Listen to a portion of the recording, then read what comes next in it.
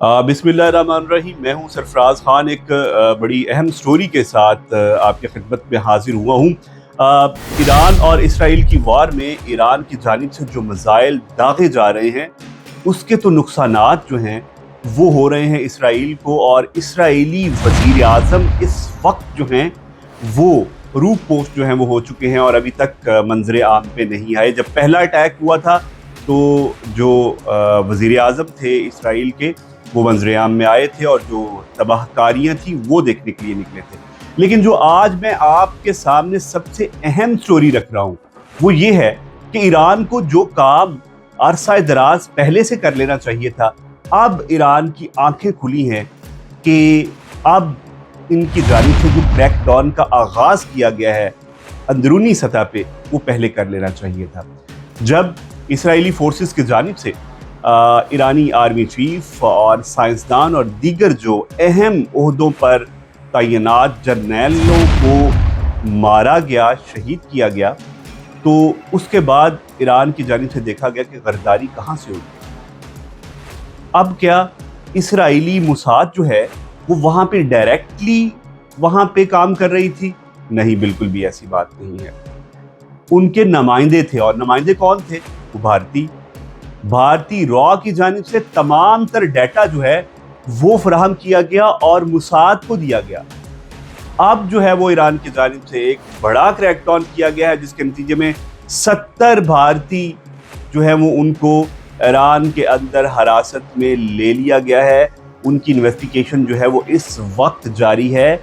उनके कब्जे से बहुत सारी चीज़ें जिनमें ईरानी आर्मी और ईरानी तंसीबात की मालूमात थी वो जो है वो निकाली गई। अब ईरान को पता चला कि भारतीय जो हैं वो ना तो उनकी सरजमीन पाकिस्तान के लिए इस्तेमाल करते थे, बल्कि वो ईरान की भी तमाम तर जो इंफॉर्मेशन थी वो जो इसराइली मोसाद है, उनका इंटेलिजेंस अदारा है, उनको देते थे। अब इसके साथ साथ जो ईरानी फोर्सेस हैं, ईरानी इंटेलिजेंस हैं, उनकी जानिब से 5 मोसाद के एजेंटों को भी गिरफ्तार कर लिया गया है जिनका ताल्लुक इसराइल से बताया जा रहा है।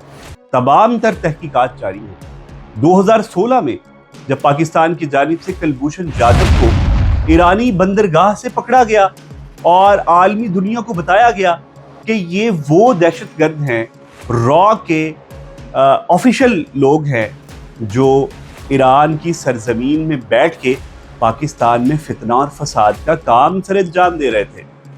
और यही भारतीय रॉ के एजेंट जो हैं कभी ईरान की सरजमीन को इस्तेमाल करते हैं, कभी अफगानिस्तान की सरजमीन को इस्तेमाल करते हैं, और BLA से दहशतगर्दाना काम जो है वो बलूचिस्तान से करवाते हैं।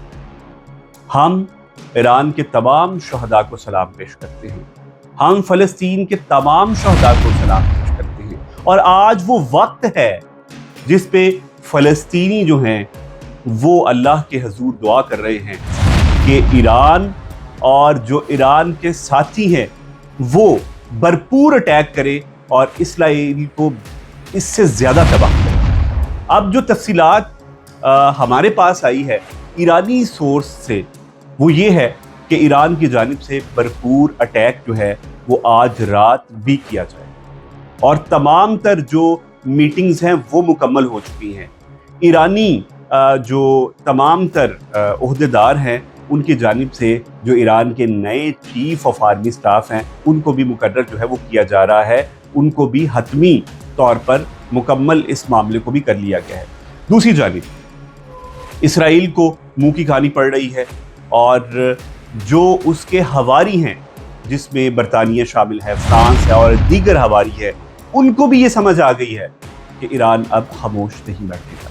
लेकिन सबसे जो अहम बात ये थी जो ईरान ने अब जाके इस पे अमल दरामद किया है, वो जो भारतीय नेटवर्क को बेनकाब किया गया और वहाँ से मोसाद के जो जासूस थे उनको पकड़ा गया, और अब मज़ीद तहकीकात जारी हैं ताकि जो ईरान के अंदर मौजूद अहम ओहदों पे लोग हैं उनको टारगेट ना किया जाए।